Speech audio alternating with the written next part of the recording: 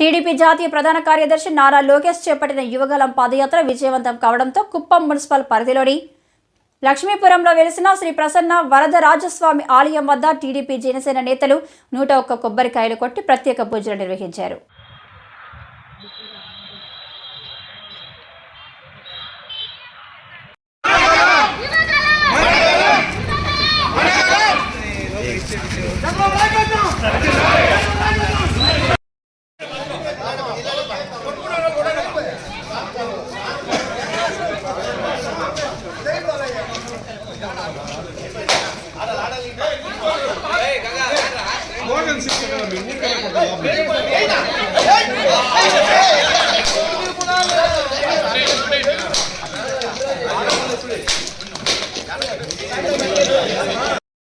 ఈరోజు నిజంగానే మాకు శుభ సందర్భం.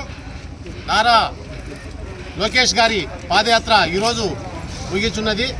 అందువలన ఈ కుప్పంలోనే నారా లోకేష్ గారు ఈ లక్ష్మీపురం గుడిలోనే పూజ చేసి కార్యక్రమం స్టార్ట్ చేశారు.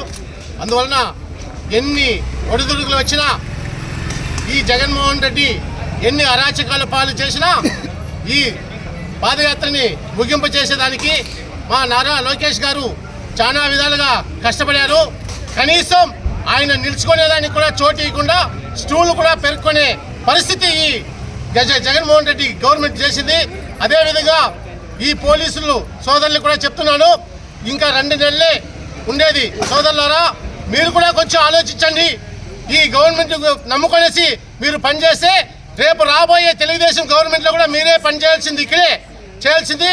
దీన్ని కూడా ఆలోచించి కేసులకు భయపడే కార్యకర్తలు ఎవరు లేదు. ఇక్కడ తెలుగుదేశం కానీ జనసేన కానీ కేసులకు భయపడే కార్యకర్తలు ఎవరు లేదు. కాబట్టి ఈ పాదయాత్ర ఈ రోజుతో ముగినున్నది. మీకు ఈ రోజు స్టార్ట్ అవుతుంది. ఏంది జనసేన తెలుగుదేశం యాత్ర ఈ రోజుతో వైసీపీ గుండెల్లో రైలు పరిగెత్తే విధంగా ఈ ఎలక్షన్కి మీతో గట్టిగా ఫైట్ చేసి మేము రాబోయే 24లో చంద్రబాబు నాయుడు